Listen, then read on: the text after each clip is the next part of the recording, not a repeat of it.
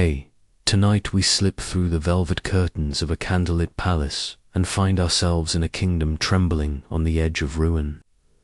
You stand in the cold hall of Whitehall, where the scent of damp stone mixes with beeswax and ambition. England is broke. Europe watches like wolves watching a wounded deer. The throne is empty, well, almost. A young woman walks toward it in a dress so elaborate it crackles when she moves, her flame-red hair tucked beneath a cloth of gold hood.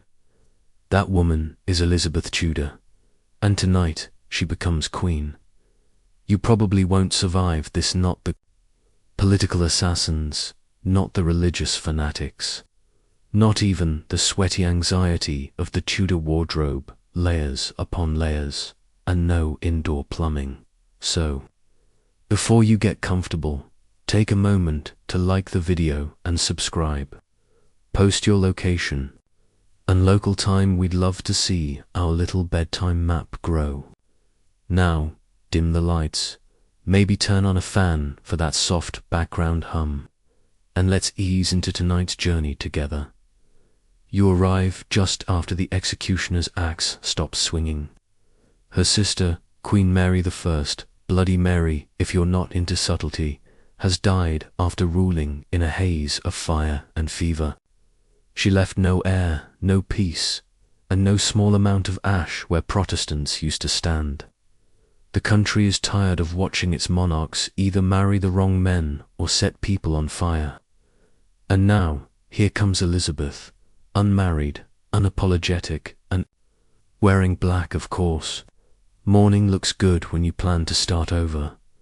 Elizabeth is 25. That's ancient if you're a peasant, but terrifyingly young if you're expected to hold a collapsing kingdom in your manicured hands. You don't get to be a woman on a throne without a few scars, and Elizabeth's are stitched into her smile. Her childhood, a crash course in how not to trust anyone. Her mother, Anne Boleyn, was beheaded by her father. Her status shifted like a coin tossed in the air. Princess, bastard, prisoner, now queen, and she doesn't blink. You sit beside her as she takes the coronation oath. The Archbishop of Canterbury, mumbling Latin, she pretends not to understand. The crown they place on her head is so heavy it feels like it's pushing her into the stone beneath her feet. But she doesn't wobble. Instead, she stands straighter around her. Men shift uneasily. The council is made of seasoned politicians, some brilliant, most baffled by the idea of a woman who doesn't plan to be anyone's wife. But Elizabeth has already chosen her weapon, cleverness. She makes jokes no one knows how to respond to. She drops Shakespearean-level burns in Latin. She gives vague answers and exact commands. It's like watching a cat walk confidently into a room full of dogs, and standing quietly behind her is the first of the men she defeats, not with swords or poison, but with patience. Lord William Cecil. He's older, careful, and smart enough to realize he doesn't control the Queen, but if he works with her, England just might survive. He will be her shadow for 40 years, crafting letters sharp as arrows and laying the first stones of what will become the most feared spy network. In Europe, outside the palace walls, the people are suspicious but curious. Elizabeth's first act, a royal progress through London, parading herself like a golden idol in the back of an open coach. She waves, she smiles, she wears pearls the size of small birds. One old woman tosses a Bible at her feet. Tit lands with a thud. Elizabeth scoops it up and kisses it with a flourish. The crowd roars. "I am your queen," she tells them, "and I see you." In a city hungry for stability, she serves up theatre with a side of reassurance. Mainstream fact. Elizabeth's coronation took place on January 15th, 1559. With just enough Catholic ritual to avoid panic and just enough Protestant flair to signal the new age. She walked a tightrope in hills and didn't fall. Quirky tidbit. She insisted on being bathed in rosewater before her coronation. Apparently, being monarch smells like a flower shop run by paranoid apothecaries. Historians still argue whether she ever truly wanted the throne or simply accepted it as the only way to survive. You drift now into her first night as queen.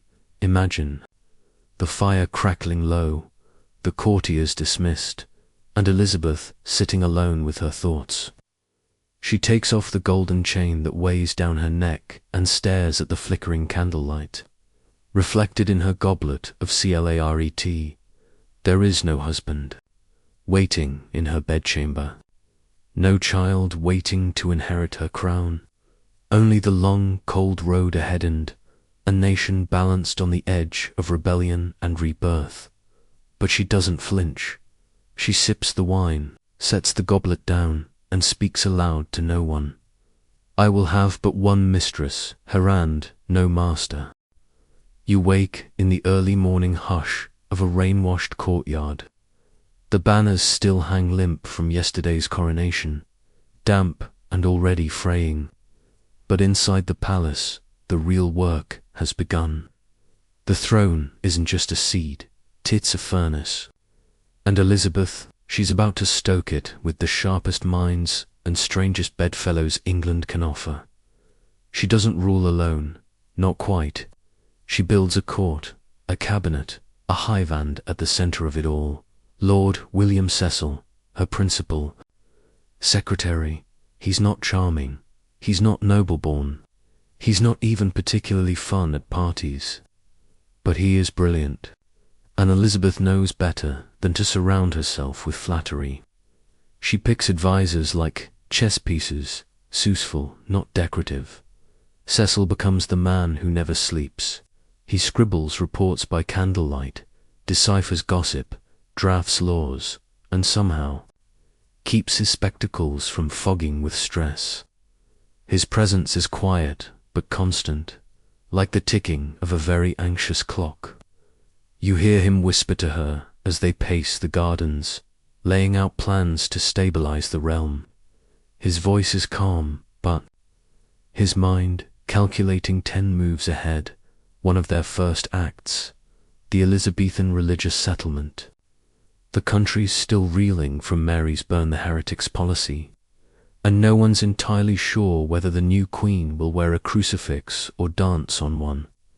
Elizabeth, ever the tightrope walker, introduces the act of supremacy and the act of uniformity in modern terms. She basically says, let's all pretend we agree, smile politely, don't ask too many questions. Churches are required to follow a Protestant service, but crosses and candles are quietly allowed. Priests may marry, but robes are still worn. It's a religious makeover that looks Protestant on the outside and Catholic-friendly on the inside. It's confusing, it's clever, it's pure Elizabeth. You walk with her through a freshly cleansed chapel. Half the old icons are gone, but a few saints linger, tucked in corners, eyes chipped but watching. Elizabeth pauses in front of one, St. Catherine, and gives her a knowing look. Compromise is an art, she says, and England is my canvas. Mainstream fact. The 1559 Elizabethan religious settlement re-established the Church of England's independence from Rome, and named Elizabeth as its supreme governor. Not head, she knew better than to poke that particular theological bear. Fringe tidbit. Elizabeth kept a crucifix in her private chapel until her death. She never stopped walking the line. Historians still argue whether she was personally devout or simply politically brilliant. Was she praying or performing? But not all the men in Elizabeth's life are ministers or monks. You've got the bishops barking about doctrine, but also the swaggering nobles who want a piece of the throne, and maybe ... a piece of her. Take Thomas Howard, Duke of Norfolk. tall, rich, and far too confident. He's the kind of man who thinks smiling at the Queen is halfway to bedding her. He underestimates her. Most men do. Elizabeth plays him like a lute, asks his opinions, nods thoughtfully, then hands him tasks he can't quite complete. He struts, she watches. Eventually, he tangles himself up in a little thing called treason, but that's later. For now, he's just another peacock in the garden. And then there's the men outside her walls. Spain is glaring. France is circling. Scotland is ... complicated. Mary, Queen of Scots, Elizabeth's Catholic cousin and potential heir, is still young, still married to the Dauphin of France, and still plotting her next dramatic entrance. But that storm's not here yet. Right now, Elizabeth focuses on survival.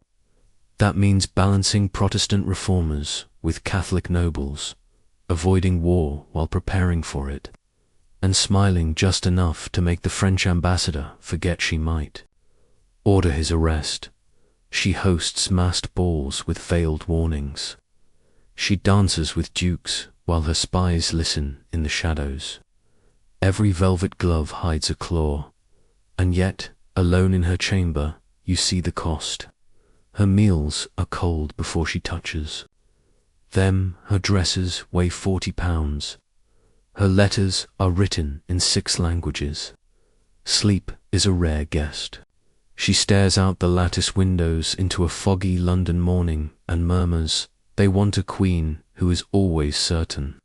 Let them believe I am." Sometimes she laughs too hard at the court fool. Sometimes she bites her lip until it bleeds. Sometimes she refuses to let anyone see her cry. Her motto, already forming like frost on glass, is Semper Idem, always the same. But the truth, she's constantly adapting. Like mercury in a vial, she reshapes to fit the container, but always slips through fingers when someone tries to hold her. Cecil notices. He never pushes too hard, just offers another parchment, another strategy, another sleepless night, and you sit beside her, watching this theatre unfold. Every gesture is calculated, every word a blade with lace around the handle. You don't quite trust her, but you can't look away, because this isn't just about power, it's about survival. And the Queen, she's playing the most dangerous game of all, staying single in a world where a woman alone is either a witch or a queen, or both. You're in the glow of a late summer afternoon, golden light slanting across the stone floors of Hampton Court. Everything seems soft, almost lazy, until you read the letter. It's from Mary Stuart, Mary, Queen of Scotland. It smells faintly of lavender, treason, and really bad decisions. Elizabeth holds the paper with 2 fingers, like it might bite. "My dearest cousin," it begins, which is always a red flag in royal correspondence. Cousin is a word that means both family and threat. Elizabeth knows this. So does Mary. Mary has just become a widow.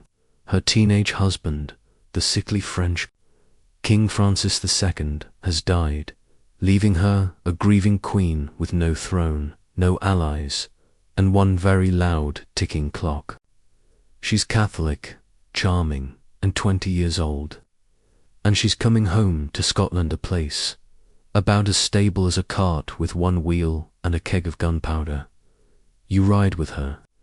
Briefly, she disembarks in Leith in 1561, wearing black silk and false innocence. Her subjects watch, uncertain. They've heard she plays the lute, speaks French, and prays to the Pope.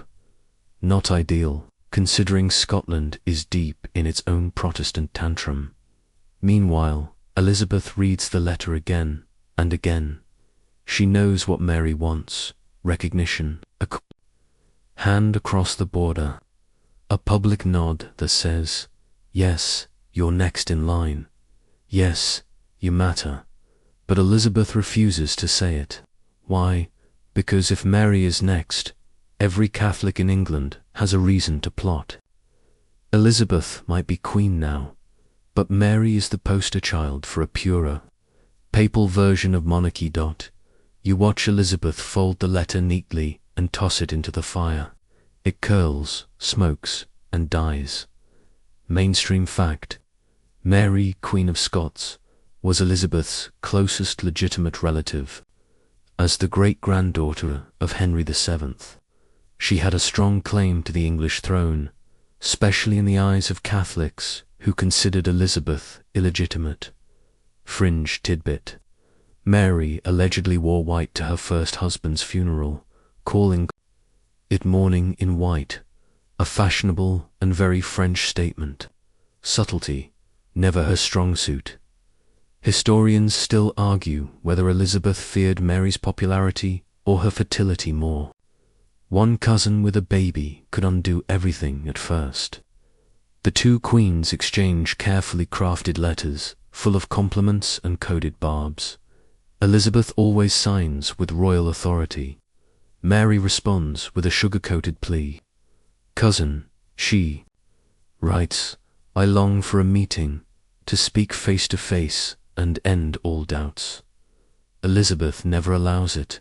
Too risky, too revealing, and honestly, too much drama, because drama follows Mary like perfume. She marries again, this time to Henry Stuart, Lord Darnley. He's handsome, stupid, and just arrogant enough to believe he could be king of two realms. Elizabeth watches this union like a hawk watches a mouse trying to dance. She privately laughs. Then she starts worrying. Darnley's claim to the English throne is also strong. With Mary, he becomes a Catholic power couple, and their child could be a dynastic bombshell. When Mary announces her pregnancy, English Protestants choke on their wine. But the fairy tale curdles fast. Darnley turns out to be a jealous drunk with a tendency to insult pregnant queens and hang out with shady courtiers. One of those courtiers, Rizzio, Mary's secretary, and maybe more than that, depending who you ask, skins up murdered in front of her eyes, stabbed 56 times while she's 6 months pregnant. You hear the screams echo through Holyrood Palace as Mary collapses, blood spattered on her gown. Elizabeth hears the news days later and says nothing, but her face hardens. Mary may be reckless, but she's still family. And this is getting out of hand. Darnley doesn't last much longer. A mysterious explosion tears through his residence. At Kirk Field, his body is found outside, strangled and unburned. Who did it? Hard to say. Scotland holds a national guessing contest. Mary, of course, marries the prime suspect, James Hepburn, the Earl of Bothwell. Within weeks, cue the torches and pitchforks. Mary flees Scotland in disguise, sails south across the border and straight into Elizabeth's custody. It's like dropping a lit match into a dry hay barn and locking the door behind you. Boom, you sit beside Elizabeth as they bring her the news. She closes her eyes. She knows what Mary has done: murder, scandal, bad PR. But she also knows what Mary is: a queen, a legitimate one. And now she's in England, stirring up every Catholic conspiracy. From Sussex to Seville, Elizabeth won't kill her, not yet. That would set a precedent. Monarchs don't execute monarchs, not unless they want to break the chessboard. So she takes a different route. A quiet country house, guarded, comfortable, with plenty of spies posing as servants. Mary will spend the next 19 years as a very pampered, very dangerous prisoner. And Elizabeth, she spent 19 years deciding when to open the door and when to shut it forever. You notice her staring out the window again, the firelight dancing behind her eyes. She's calculating, watching, waiting. She's my mirror, she whispers, cracked.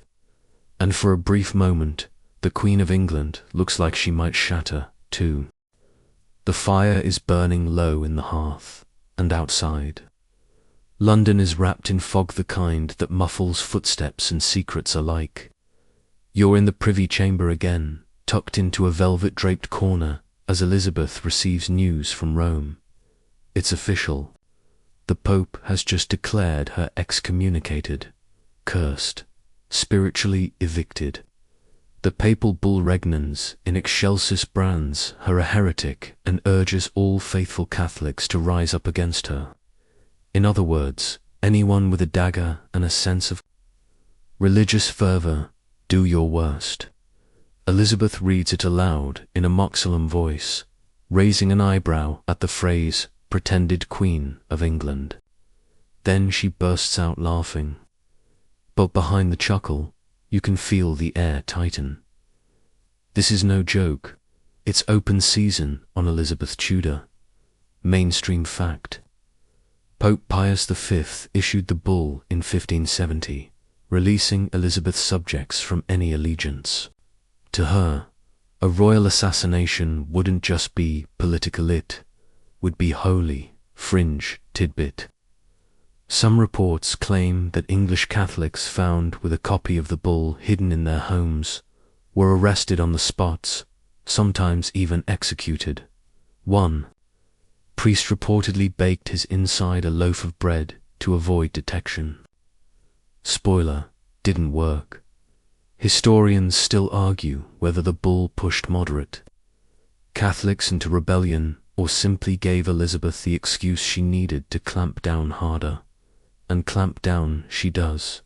The mood in court shifts. Trust becomes a currency no one can afford to spend. You start seeing guards posted at every hallway. Cupbearers are taste-tested. Servants are watched more closely than ever. One man sneezes too loudly near the Queen and is interrogated for an hour. But here's the thing. Elizabeth doesn't panic. She adapts. She strengthens her spy network. Orders go out quiet, precise, and lethal. Letters are intercepted. Priests go missing. Catholic families find themselves under watch, especially those with ties to noble bloodlines. It's not a witch hunt, not yet, but it's getting warm. And still, Europe watches. France flirts. Spain fumes. Italy whispers. And Elizabeth dances through it all with a fan in one hand and a dagger just out of sight. She begins hosting more pageants, more masks, more diplomatic dinners where every syllable is a test. You attend one, a feast lit by hundreds of beeswax, candles with courtiers dressed as classical gods and Elizabeth as Astrea, the Virgin of Justice. She wears a gown encrusted with pearls, and when she speaks, it's like honey laced with arsenic. To rule is to perform. She tells you afterward, stripping off her golden wig in private, and I am always on stage. It's not just assassins and popes she's managing.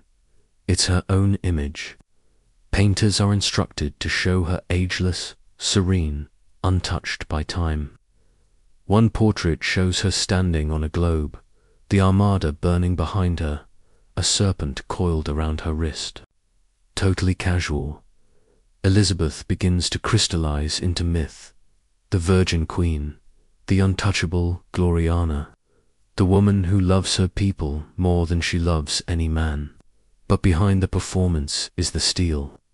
She might smile for ambassadors, but she signs death warrants with the same hand. Still, the danger escalates. Rebellions spark in the North Mall, fast and brutally crushed. The Ridolfi plot creeps in from Italy, dangling Mary Stuart as the true queen and throwing in a Spanish invasion. For extra flair, the Duke of Norfolk, remember him, gets tangled in it. This time, no velvet glove. Elizabeth signs the execution order, and Norfolk loses his head. Literally, you sit beside her in the aftermath. She says nothing for a long time, just turns. The signet ring on her finger again and again. Finally, she murmurs, "He played a fool's game and lost." But even fools can do damage. You begin to notice something else. Elizabeth is getting harder, colder, less inclined to forgive. Her inner circle shrinks. She keeps Cecil, adds Francis Walsingham, her spy master general. He's quiet, grim, and looks like he hasn't smiled since birth. Perfect. He builds networks across Europe, slips coin purses to informants, and sends coded messages sewn into hems, hidden in books, or passed through merchant channels. You see him slide a letter across the Queen's table. A priest in Antwerp has named names. A merchant in Lisbon has spotted ships being stocked. A noblewoman in Kent whispers about plots beneath the floorboards. The machine hums, and Elizabeth, she hums with it. It's lonely at the top, yes, but she's never looked more alive. You cannot trust most men, she tells you one rainy night, but you can trust ambition. That, at least, is predictable. By now, she knows how to use fear. Her speeches are soft but razor sharp. She promises peace but implies war. She pardons some rebels, then executes their brothers. No one is quite sure where they stand. And that's the point. Even her wardrobe starts playing games. She wears white to funerals, black to weddings, armor to processions. She is becoming a symbol less human, more crown. But late at night, when the fire has burned low and the makeup is scrubbed from her face, you see something flicker, doubt, sorrow, maybe, maybe not. Maybe she doesn't know anymore. She sits by the window, watching lightning split the sky. "They think I rule alone," she says softly, "but I am haunted by the men who want to rule me." She closes her eyes. They don't know I'm the storm. You're seated in the long gallery of the Palace of Whitehall, where the tapestries whisper and the air smells of old wax and fresh intrigue. Elizabeth enters like a theatrical thunderclap gown, rustling like dry leaves, jeweled fan flicking. Open in a motion so practiced, it might as well be fencing. Day. It's not assassination or excommunication on her mind. It's courtship, because here they come, the hopeful, the powerful, the downright ridiculous, princes, dukes, and ambassadors, all bearing the same offer, dressed in different coats. They bring portraits, they bring poetry. One even brings an entire box of Spanish oranges. Elizabeth hates citrus, but she smiles politely and tosses them to a passing page. Suitors are a political necessity, and Elizabeth plays the game like a master gambler. Every marriage proposal is a tool. Every flirtation is a chess piece. But behind each smile is calculation. What do I gain? What do I risk? Will this end with England burning? One of the earliest contenders, Eric XIV of Sweden, blonde, intense, and ... honestly, a little too eager. He writes love letters, sends paintings. At one point, he tries to sail to England uninvited, which in royal dating terms is the equivalent of showing up at someone's house with a guitar and no pants. Elizabeth gently, very gently lets him drift off like a lost balloon. Then there's Philip II of Spain. Yes, that Philip, the widower of her sister Mary, the very Catholic monarch who hopes Elizabeth might want to marry the man who almost ruled her country by proxy. Her reply, a diplomatic version of LOL, no. Still, Philip looms like a storm cloud. His patience wears thin with each rejected offer. Elizabeth watches him with narrowed eyes. Spain wants my hand, she says, but not for dancing. Mainstream fact. Elizabeth received formal marriage offers from nearly a dozen major European powers throughout her reign, including France, Spain, and Sweden. All were politely declined or strategically postponed. Fringe tidbit. Rumors say that Elizabeth sometimes kept portraits of her suitors under her pillows for dramatic effect during negotiations. She referred to some of them with nicknames: Frog for the Duke of Anjou, Jester for Eric of Sweden. Historians still argue whether she ever intended to marry, or whether she used courtship as a lifelong diplomatic decoy. The most persistent pressure comes not from foreigners, but from her own court. Parliament nags her endlessly. You must marry, you must produce an heir. The implication is clear: without a child, the Tudor line dies. Without a husband, she remains ... unnatural. Elizabeth's response, one of the boldest PR moves in history. She starts referring to herself as the Virgin Queen, not just unmarried, but pure, untouched, married only to her people. It's half marketing campaign, half divine myth, and it works. Poets praise her chastity. Courtiers weep at her feet. Painters immortalize her with open palms, a crown of stars, and a face so polished it might have been carved from pearl. But the pressure doesn't stop. Parliament grows louder. They send petitions, speeches, and once a gift of baby clothes. Elizabeth sends them back with a note: I have no need for such things. Still, not all suitors are foreign. Some sit right beside her, week after week. On the Privy Council, you've seen the way she looks at one of them.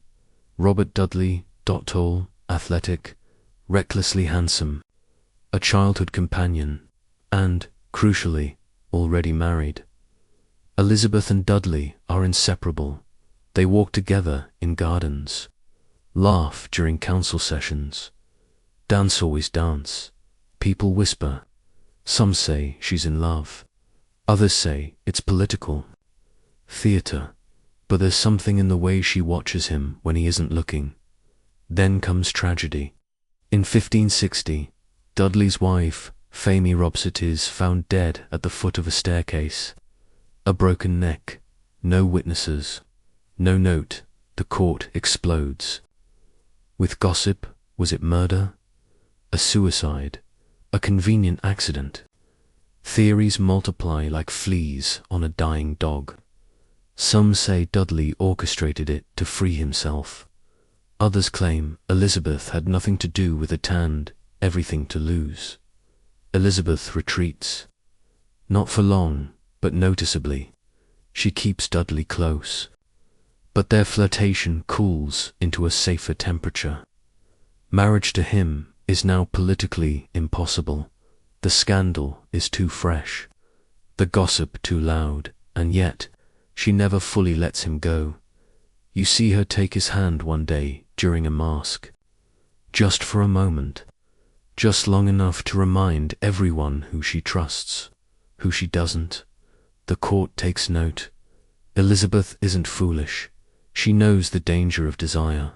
She's watched her father marry 6 times and behead 2 of them. She's seen her sister burn for a foreign husband who loved her country more than her. She's learned the most brutal lesson any queen can. Love is weakness unless it's weaponized. And so she weaponizes it. Each suitor becomes a delay tactic, a rumor to be floated, a treaty to be sweetened, a lever, a shield, sometimes even a sword. She courts the idea of marriage, but never signs the contract. And all the while, England waits. No ring, no heir, no master, only a crown growing heavier by the year.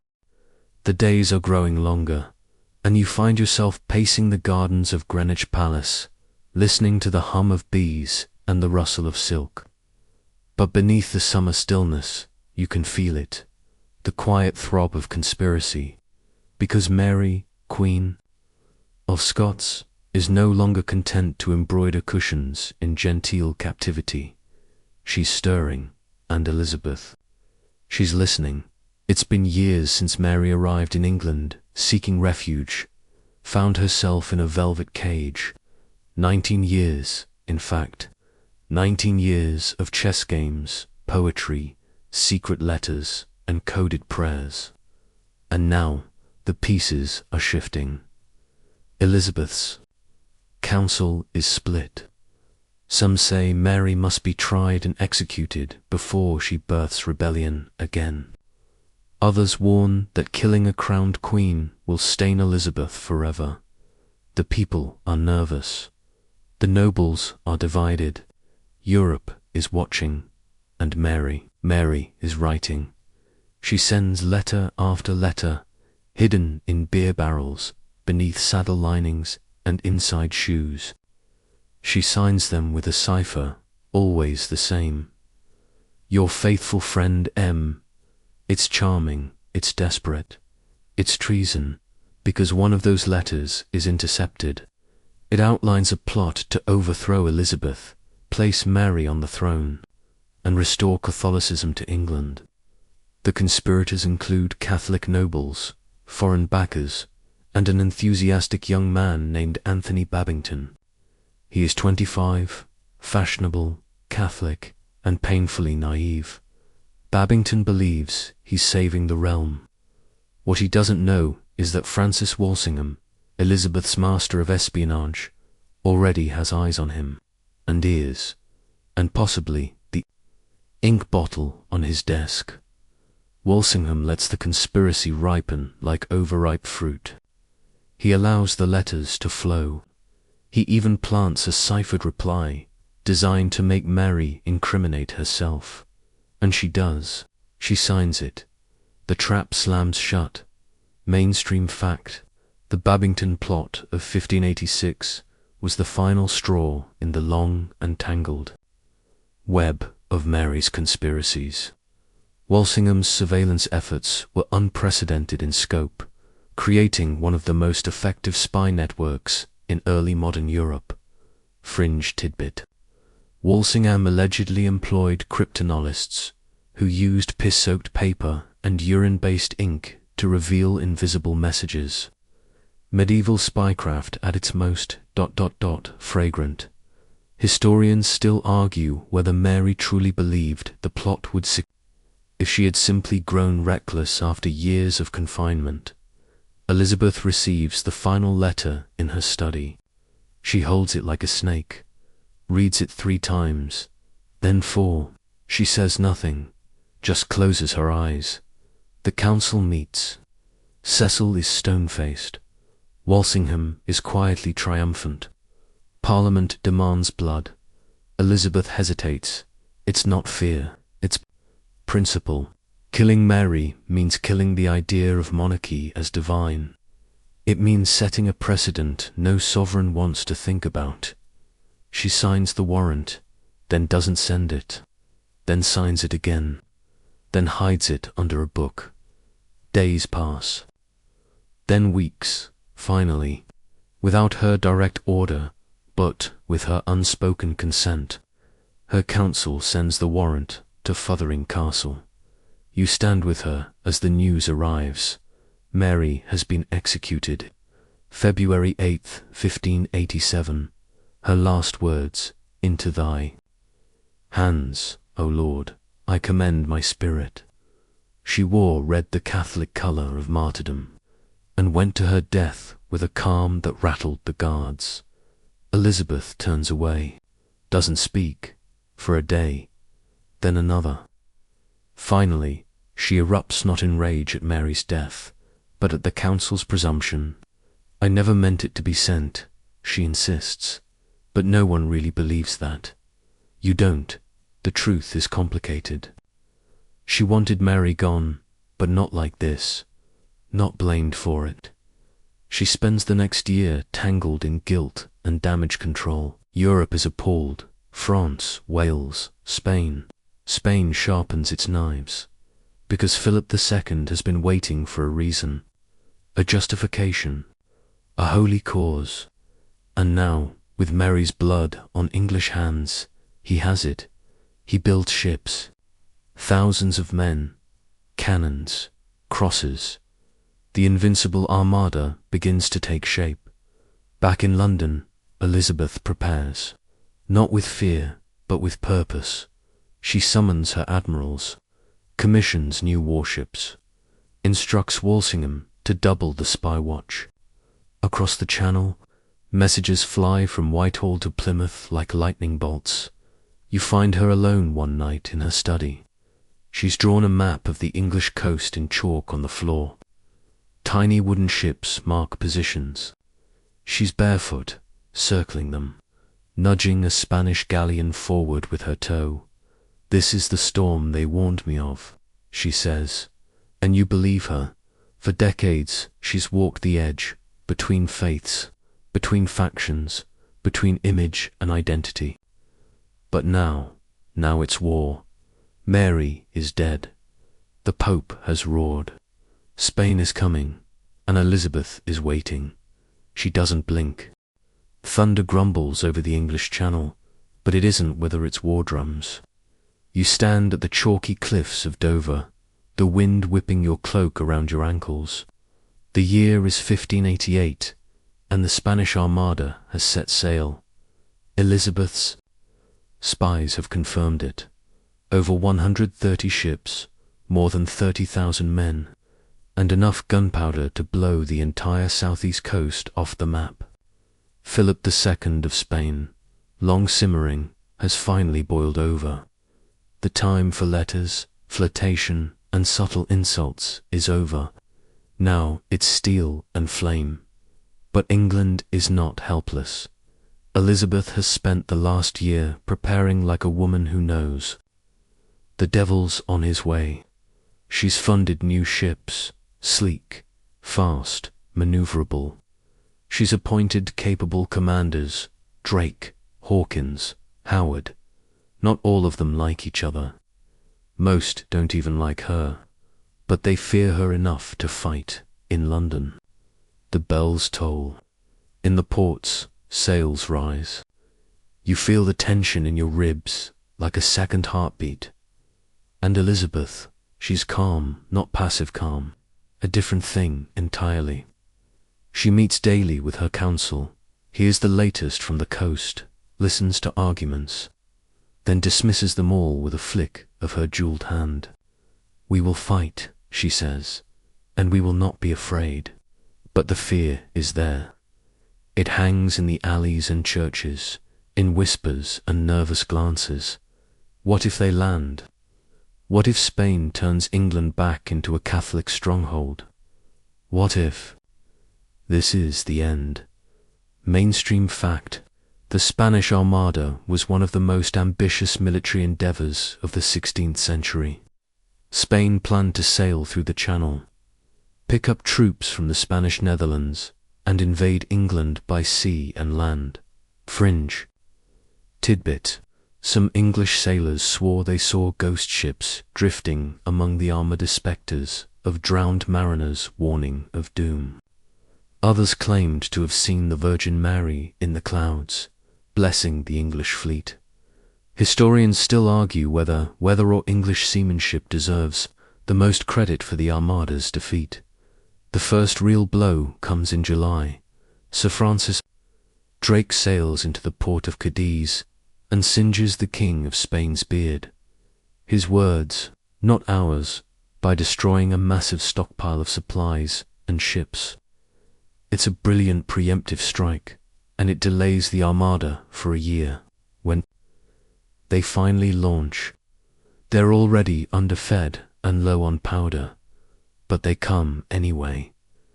The Armada appears off the coast like a floating cathedral, massive, proud, and frighteningly well organized. The English ships dart in and out, harassing the formation, but they don't dare close in yet. Then comes Elizabeth's moment. She travels to Tilbury, where a hastily assembled army of farmers, blacksmiths, and half-trained soldiers wait in their mismatched armor. They're exhausted, nervous. Half of them have never held a pike before, and then you hear hooves. Elizabeth rides in on a white horse, clad in a gleaming silver breastplate over a white gown. Her hair is pinned up like a crown of flame. She stops before the army, surveys their anxious faces, and speaks. "I know I have the body of a weak and feeble woman," she says, "but I have the heart and stomach of a king and of a king of England too. You feel it, that hush that falls when everyone knows they're about to be remembered." Her voice rises like a war drum. "I myself will take up arms. I myself will be your general." The men cheer. It doesn't matter if she picks up a sword or not. She's already fighting with words sharper than any blade. And while she rallies the land, her navy prepares the final blow at sea. They wait until the Armada anchors near Calais. Then just before midnight fireships are launched. 6 burning hulks set loose and aim straight at the Spanish formation. Panic erupts. The Spanish cut anchor, break formation.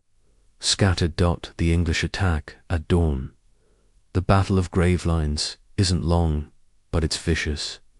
English ships close in, guns roaring, sails black with soot. The Armada falters, cannons misfire, commanders die, God, wind, and strategy all fall on Elizabeth's side. The surviving Spanish ships retreat north around Scotland, battered and limping. Storms catch them, dozens sink. Men drown or wash ashore on hostile coasts. Of the original fleet, less than half return. Elizabeth receives the news in silence. Then, with a thin smile, she says, "I do not rejoice that men are dead, but I am content that England lives." Still, she doesn't let the celebration blind her. She orders Thanksgiving services. Not a feast, not fireworks, a prayer. She knows better than to tempt fate. "Let them call it a miracle," she mutters, "but let us still sharpen our knives." The streets of London bloom with her portraits, haloed, crowned, triumphant. She becomes myth in real time, the slayer of invincible Spain, the guardian of Protestant England, the storm that didn't break. But you see the cost. She sleeps less, laughs less. Her eyes are harder now, rimmed with shadows. She adds another motto to her growing list. Video et taceo, I see, and say nothing. And perhaps she does see everything. Every betrayal, every plot, every shift in wind and power she watches. She waits, and when the time comes, she strikes always with elegance, always with precision. You sit beside her as the bells ring out, echoing across the Thames. The Queen's navy has triumphed, the kingdom breathes again, and Elizabeth, she simply folds her hands in her lap and whispers, "Let the men sing. I have more work to do." You're seated beside Elizabeth as she peers into her looking-glass, not the gold-framed kind, but the living, breathing reflection she sees in the eyes of every ambassador, every noble, every foreign prince who dares to ask, "Will the Queen ever marry?" Because that's what they all want, right? Not Elizabeth, not the mind that plays kings like chess pieces. They want her body, a womb to claim, a ring to control, a crown to share. But this isn't a fairy tale, and Elizabeth Tudor isn't anyone's prize. Marriage is a weapon she wields, never one she surrenders to. It starts early, even before the Armada. Parliament begs her to marry over and over, like some tragic chorus. A husband would make her safer, they argue. He'd produce an heir. He'd give the realm stability. But Elizabeth knows better. She's seen what marriage does to queens. Her own mother, Anne Boleyn, seduced a king and lost her head. Catherine of Aragon was cast aside like an old shoe. Mary I married a foreign prince and burned her kingdom down. Elizabeth takes the throne, looks at all the cautionary tales, and chooses none of them. Instead, she wraps herself in mirth, the Virgin Queen. It becomes her armor, her brand, her power. The notion that she belongs to no man makes her everyone's queen. England becomes her metaphorical husband, her body a sacred vessel of the state. Still, the suitors come. There's Philip of Spinaeus, the same man who was married to her half-sister, Mary. After Mary dies, Philip proposes to Elizabeth like it's just another chess move. She declines politely. Then later, less politely. There's the Archduke Charles of Austria, a Habsburg with decent manners and a terrible moustache. Elizabeth keeps him waiting for years, dangling the hope of marriage, like a trout on a hook. Then there's the Duke of Anjouan, Catholic and French. The court calls him the Frog. He brings poetry and awkward dancing. Elizabeth is smitten for a minute, but the people protest. Her advisors fume, and the Frog hops away, crownless. Mainstream historical fact. Elizabeth never married, despite over a dozen serious courtships and constant pressure from her council. Quirky tidbit. She sometimes flirted outrageously with ambassadors during marriage negotiations. One Spanish diplomat reported, scandalized, that Elizabeth laughed like a naughty schoolgirl and openly complimented his legs. Historians still argue whether Elizabeth's virginity was literal or a political construct. There's no evidence either wages a carefully curated silence. You see the calculation behind her every move. Elizabeth doesn't say no, she says, not yet. She lets each man imagine she's just one step from the altar. That maybe, just maybe, he'll be the one to tame her. Meanwhile, she builds alliances, wins time, and gathers intelligence.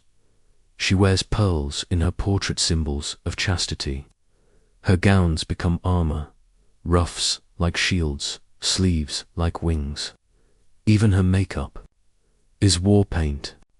The pale white face, the red lips, the arched brows illusion.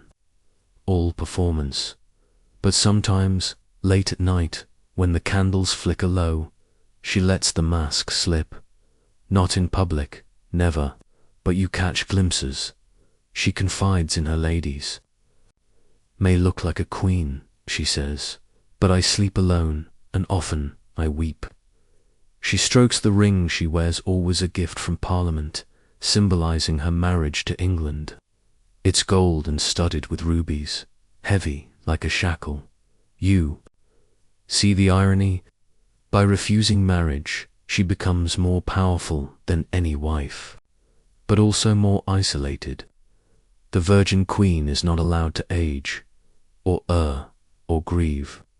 She must remain perfect, or risk unraveling the entire myth. So she leans into it. Pageants are staged in her honor. Poets write sonnets to her eternal beauty. Courtiers kneel and whisper, "O Gloriana, most radiant star." It's nauseating, sometimes, but effective.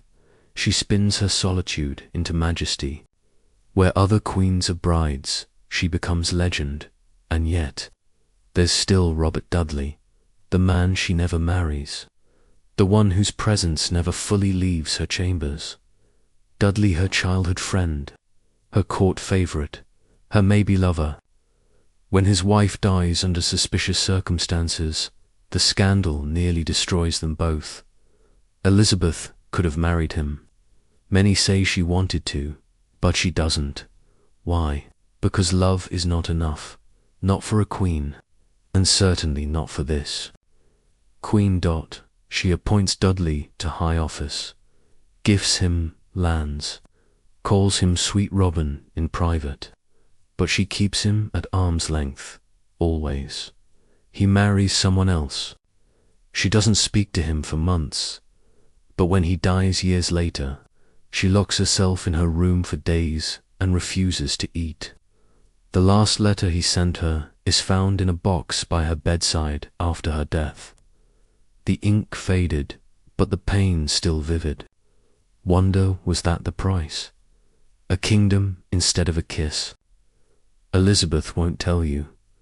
She wraps herself in her role like a winter cloak. I am married to England, she says, and none other shall have me. So the world watches, waits, and eventually stops asking. The Virgin Queen remains unwed, undefeated, and, by all appearances, content. But you've seen behind the curtain, and you know that sometimes even the strongest queens dream of being someone's beloved, even if only for a moment. You open your eyes to a whisper of salt on the air, a parchment map spread across the table before you. The coasts are inked in trembling strokes, dotted with ships, names, and danger. One word looms larger than the rest: Spain, and at its helm, Philip II, the devout, determined, furiously frowning King of Spain. A man who once courted Elizabeth and now dreams of her throne only, this time not with roses or rings, but with Cannonballs. It's the late 1580s, and the most powerful naval force in the world, the Spanish armades, almost ready to set sail. Now, you'd think a lesser ruler might panic, call for a husband, beg for backup. But Elizabeth, she sharpens her tongue instead of her sword. You sit beside her as she listens to her privy council bicker over strategy. The Queen keeps her cool, one eyebrow delicately raised like a duelist, waiting for the first move.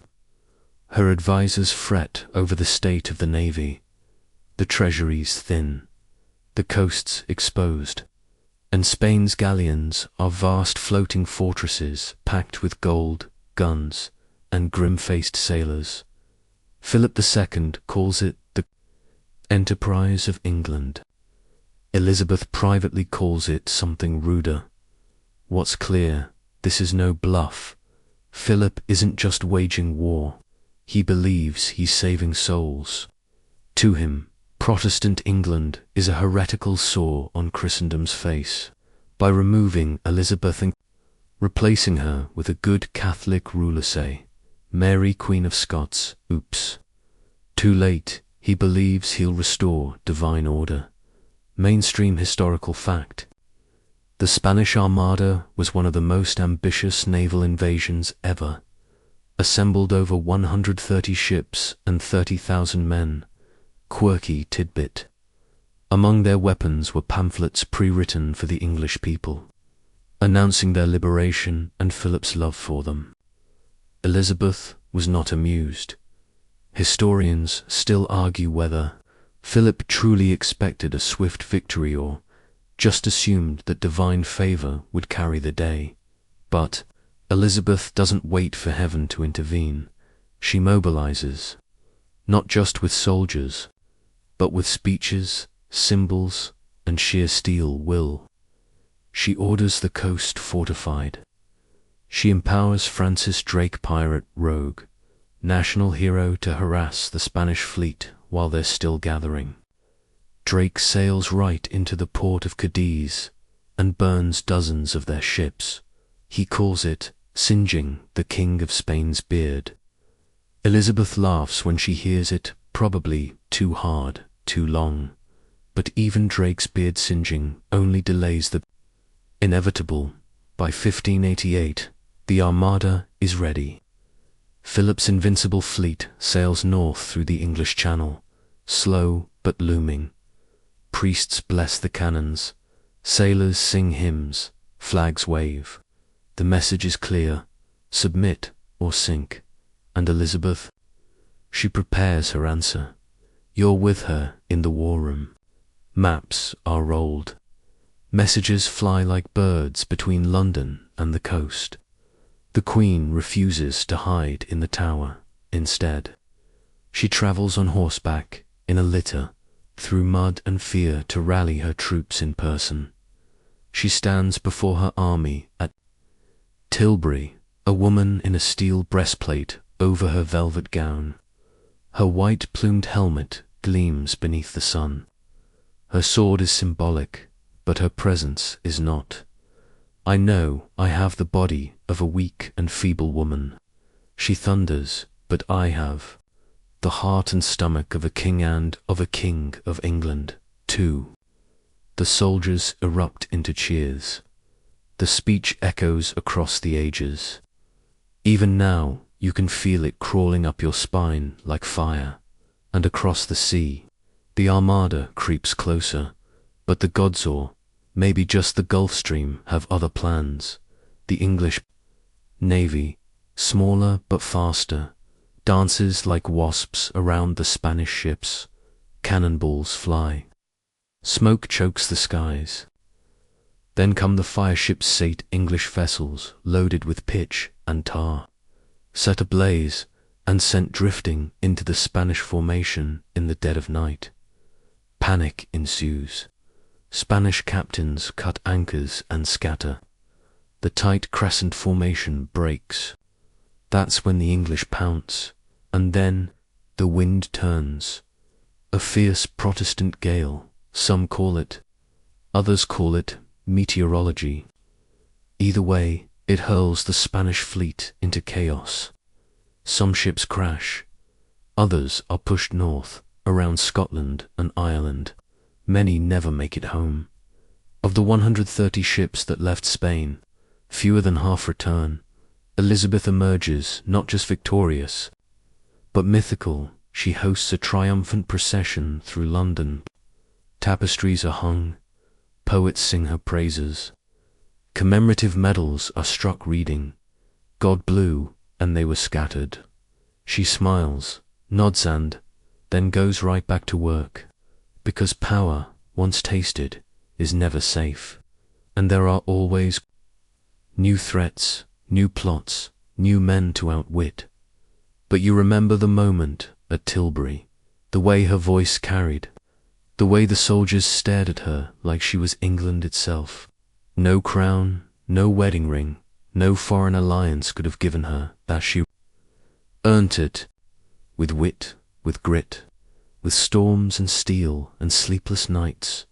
And while the Armada may lie broken across the seafloor, Elizabeth's legend rises higher than ever, still unmarried, still undefeated, still alone but never lonely, not truly. Not when an entire nation looks at her with the devotion others reserve for saints.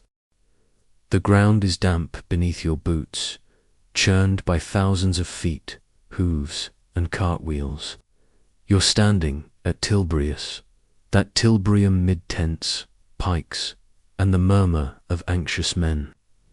The year is 1588, and England has never felt smaller or more exposed. Spain's Armada is out there, somewhere on the sea, and rumours blow in like storm clouds. They've landed in Cornwall. They've been seen off the Isle of Wight. They're 30,000 strong and carry torture racks. All right, maybe not that last one, but fear makes fertile soil for exaggeration. You squint at the horizon, and for a moment you almost believe you see sails. But then something shifts in the air, a murmur, a stillness, and then a cheer. Not wild, not drunken, but deep, grounded, like an army sighing in relief and reverence. She's here, Elizabeth. She arrives, not cloaked in jewels, but in steel, over her velvet dress. She wears a gleaming silver breastplate. It catches the sunlight like the armor of a goddess. A white-plumed helmet rests under one arm. Her red hair is coiled like a flame. You've never seen her like this. You probably never will again. You edge closer, between soldiers with weathered faces and trembling hands. Some haven't slept in days. Some are farmers, handed a halberd and a prayer. Some are old veterans from Boulogne or Berwick. All eyes turn to their queen. She mounts a white warhorse, slow and deliberate. The beast stamps the earth beneath it like it knows it's carrying destiny. And then her voice cuts the air. It's not soft, not courtly. It's honed like a blade. My loving people, she begins, and it's as if the very ground quiets. To listen, she speaks not as a monarch above, but as a comrade beside them. I am come amongst you, as you see, at this time, not for my recreation and disport, but being resolved, in the midst and heat of the battle, to live and die amongst you all. A pause, a breath, to lay down for my God, and for my kingdom, and for my people, my honor and my blood, even in the dust. You feel it, don't you? That cold pinch behind your eyes, that lump you didn't invite to your throat. Then comes the line, the one etched in time. I know I have the body of a weak and feeble woman, but I have the heart and stomach of a king and of a king of England too.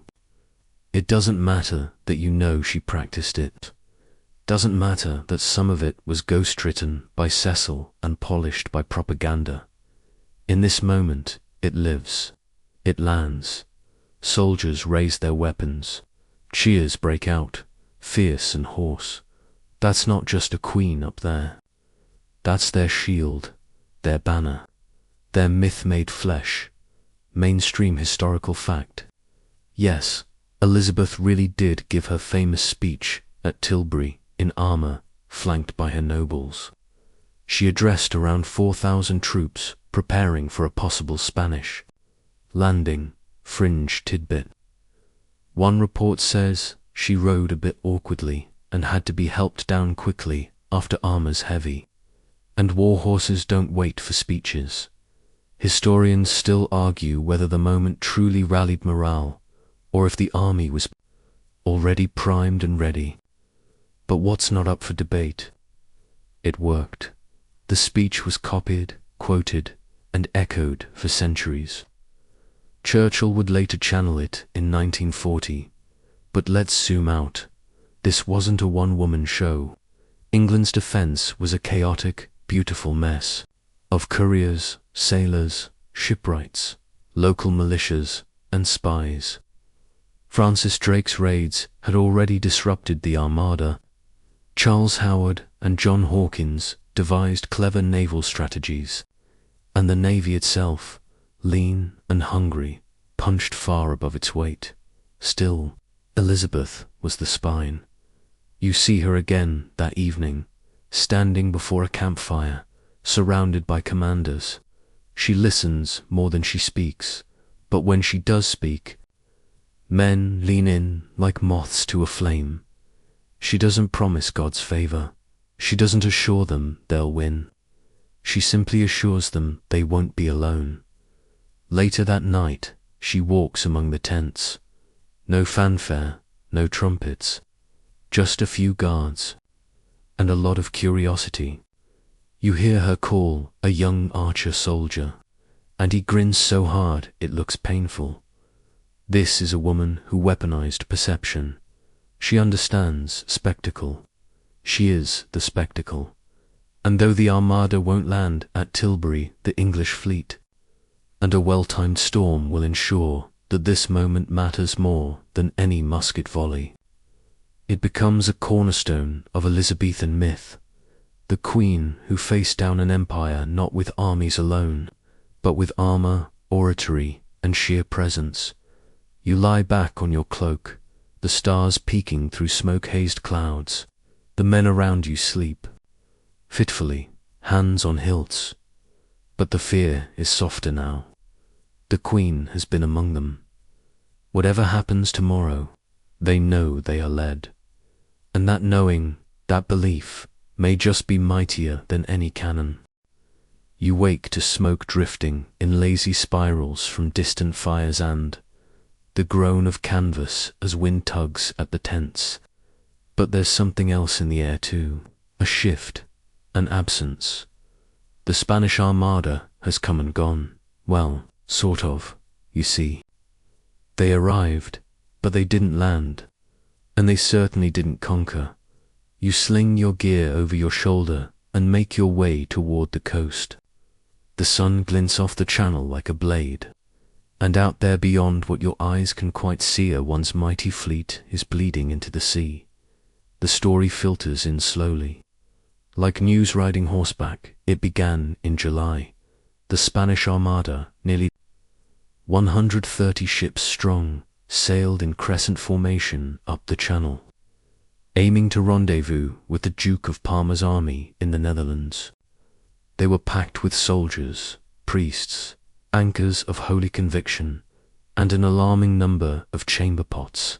And then the English struck, not with overwhelming firepower or numbers, but with speed, maneuverability, and a little something called hellfire. Francis Dracius, the man who once paused a sea battle to finish his bowling match, unleashed one of the most nightmarish weapons in naval history. The fireship. Picture it. You're aboard one of those giant Spanish galleons, anchored near Calais, when the wind shifts suddenly. A lookout screams. You rush to the rails and see them old English hulks, burning from stem to stern, drifting silently into your ranks. Flaming ghosts, floating death. There's no time to think, no way to stop them. Panic erupts. Cables are cut, anchors dropped. In the chaos, the Armada's tight formation breaks and the English strike. Cannons roar, smoke billows, and masts shatter like matchsticks. The channel becomes a cauldron, thunder without rain. The English Navy's mauler faster, more agile darts, in and out, like wolves among elephants. And you're just here, now, on this quiet shore, listening to survivors tell the tale. Mainstream historical fact. On August 8, 1588, the Battle of Gravelines took place, the decisive engagement where the English fleet, aided by the fireships, success, scattered the Spanish Armada. Spain's fleet retreated northward, up around Scotland and Ireland, battered by storms and starvation. Fringe tidbit. Some English villagers claimed to have seen Spanish sea devils, washing ashore with black crucifixes and gold coins in their mouths. Either hallucinations or very imaginative storytelling. Historians still argue whether England's naval victory was due more to strategy, Spanish miscommunication, or just really, really bad weather. Seriously, the storms were brutal. Some galleons were dashed against the Irish coast like driftwood. But here's what matters. Elizabeth never blinked. Even as the Armada crept closer, she stayed in London. Even as cannonballs flew, she rode among the troops. Even as Spain plotted, she plotted harder. You pass a tavern where a boy recites Drake's daring exploits for a half-eaten apple. The crowd laughs when he mimes boarding a ship with a sword in his teeth. Someone calls out, "And what of the Queen?" And the boy bows dramatically. She stood on the cliffs and blew them away with a glare. Not true, not even close. But myths have a habit of becoming truths if they make your heart race. You remember the fireships, don't you? Their eerie silence. The way sailors leapt overboard rather than face the flames. The Armada may have been the largest naval force Europe had seen, but it wasn't built to handle that kind of chaos. And Elizabeth knew it. She didn't need to outgun the world's most powerful empire. She just needed to outthink it. One clerk in Whitehall reportedly described her reaction to the Armada's retreat with a single word: contained. No dance, no scream, just a half smile and a soft, "They do not rule the seas." The ships limp back towards Spain, or what's left of them. Some wreck on Irish rocks, their soldiers slaughtered by suspicious locals. Others vanish beneath cold northern waters, never reaching shore again. The grand invasion over, and England still standing. You walk through London a week later, and the bells never seem to stop ringing. Tapestries are being woven already. Pamphlets fly like pigeons, praising Gloriana's courage, England's sailors, and above all the hand of God. Elizabeth commissions a commemorative medal that reads, "He blew with his winds, and they were scattered." Humility. Not quite, but she's clever enough to share credit with the divine. It makes the victory harder to question. And just like that, the Queen of England is no longer merely a monarch. She's a symbol, an icon, a lighthouse in stormy waters. Of course, Philip of Spain doesn't disappear.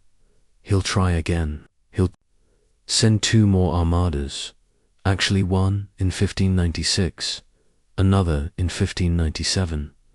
But you probably haven't heard of those, have you? Because neither one made it past the storms. The sea remembers. So does history. And now, so do you. The sea might have swallowed Philip's dreams, but it didn't dissolve ambition elsewhere. Far to the north, across the misty lowlands of Scotland, another royal figure watched England's triumph with a mixture of relief and calculation. You hear his name whispered in court corridors, muttered behind goblets of wine, scribbled into the margins of letters not meant to be kept. James VI of Scotland, yes, that James, son of the beheaded Mary, Queen of Scots, grandson of Margaret Tudor, and if certain stars aligned, the only man alive with even a semi-legitimate claim to the English throne. You probably haven't seen his portrait yet, but let me describe it. High forehead, deep-set eyes, beard a little too ambitious for its own good, and the expression of a boy trying to sit very still in a room full of older, meaner cousins. And yet, this young man is no fool. You walk through the royal chambers and find yourself in Elizabeth's presence once more. She holds a letter in her hand-thick parchment, sealed with red wax, and folded with the kind of caution only rival kings afford each other. It smells faintly of damp heather and stale diplomacy. James's tone is courteous, almost worshipful. He calls her dearest sister, though his mother's blood is barely dry. He assures her of his loyalty, his admiration, his utter lack of interest in any English succession questions, and, of course, he inquires after her health in excruciating detail. Elizabeth, for her part, smiles like a cat fed on secrets. She knows exactly what James wants, the throne, but she also knows what he needs, her permission. You trail her through the gardens of Richmond Palace, where she murmurs to her advisers that James is like a hedgehog, brizzly shy, and liable to curl up into a ball if touched too suddenly. Still, she keeps the letters coming, and so does he. Their correspondence becomes a strange, simmering game of emotional chess. Compliments are traded like currency. Warnings are woven into jokes. James once sent her a poem about his lonely crown. She replied with a velvet doublet mainstream. Historical fact. Elizabeth never officially named a successor, but privately, most of her inner circle knew James was the likely candidate. By the late 1590s, Cecil himself had opened secret communications with the Scottish court to secure the transition. Fringe tidbit. According to one Scottish rumour, James kept a miniature portrait of Elizabeth hidden inside a book of Psalms, whether out of diplomacy devotion, or a penchant for collecting powerful women in pocket-size form. No one can say. Historians still argue whether Elizabeth truly intended for James to succeed her, or whether it was simply the least terrible option in a field of unbearable ones. You find James fascinating in a different way than Dudley or Drake. He isn't dashing. He doesn't command armies, but he's read everything, remembers every slight, and is one of the only rulers in Europe who isn't afraid to be a little weird. He collects witches, or at least he thinks he does. During one particularly foggy winter in Scotland, James presides over a notorious witch trial, claiming the women had plotted to summon storms to drown his ship. Spoiler, they didn't, but several were executed anyway. When Elizabeth hears of this, she reportedly raises an eyebrow and says, "Tell the boy the wind answers to no one, not even vanity." But still, the letters continue, sometimes warm, sometimes cautious, sometimes laced with grief. When Mary, Queen of Scots, was executed, James didn't launch war. He didn't storm the border. He sent a note, measured, dignified, and vaguely threatening. It was enough, because James knows the value of patience. And Elizabeth, she knows she cannot live forever. You watch her from a hallway as she stares into a mirror, tracing the lines on her face, then placing her hand over her chest as if searching for a beat beneath the silk. They're getting older now, the men and the monarchs. Time is the only thing she can't outwit. But even now, she holds the reins. Courtiers speculate endlessly. Will she marry? Will she adopt an heir? Will she name her cousin Arabella, or look further afield? She does none of those things. Instead, she writes back to James page after page, filled with musings on politics, weather, the health of his wife, Anne of Denmark, and the balance of Protestantism in the Isles. The subtext is always there. Behave, and you just might wear my crown. You walk past the London docks one morning and spot a vessel unloading Scottish wine. Its crates stamped with the lion of the House of Stuart. Trade is flowing. Quiet alliances bloom like cautious tulips. No treaties, no declarations, but every courtier knows what's happening. The Queen is grooming her ghost. One day he will rule, but only after she's gone, not a moment sooner, not an inch shared. James waits, and Elizabeth, for all her solitude, for all her hard-earned titles and victories, has at last found someone worthy of watching, and of being watched by. The fire of the Armada still glows in her legend, but now she's playing the long game, the slow end game. The Queen who ruled alone knows the value of choosing your ending before someone else does, and across the border, the young king listens for the silence that will someday summon him south. You're not sure what draws you more, his swagger, his hair, or his breathtaking lack of political instincts. Either way, you can't take your eyes off Robert Devereux, the Earl of Essex. He strides through court like he owns it, boots clapping across the marble, spurs chiming like bells of doom. Women swoon, men scowl. Elizabeth watches with a mix of amusement, exasperation, and let's be honest, affection, bordering on dangerous. Essex is everything the aging queen shouldn't want near her throne. Impulsive, arrogant, emotionally volatile, and about 20 years too young to remember what happened to the last Robert she fancied. Hi, Dudley. Still, you see the way her fingers linger when she hands him a letter. How her eyes flash when he dares to interrupt her in counsel. How she forgives him again and again when he storms away in a fit of rage and sulk. This boy has claws, and he knows how to use them. Mainstream historical fact: Robert Devereux was the stepson of Robert Dudley, Elizabeth's lifelong favourite. That's right, when Dudley died, Essex filled the void like a candle trying to replace the sun. And for a time, the court believed he might even succeed where others failed, not in marrying the Queen, but in ruling her heart. But oh, he flew. Too close. You follow him through smoky war tents in Ireland, where he's sent to crush a rebellion. But Essex doesn't crush anything. He writes poetry, makes enemies, disobeys direct orders, and then, because apparently nothing is too foolish, he abandons his post and rushes back to England without permission. That's not bold. That's suicidal. You're standing at Whitehall Palace the moment he bursts in, sweaty and unannounced, and barrels into Elizabeth's chambers past guards, past ladies-in-waiting, into her bedchamber itself. Fringe tidbit she wasn't wearing. Her wig, it's a tiny moment. A flash of vulnerable humanity exposed, and he sees it.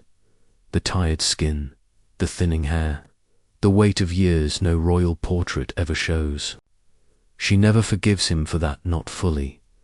Historians still argue whether this moment was the beginning of his end, or just the inevitable slide of a man who mistook affection for immunity.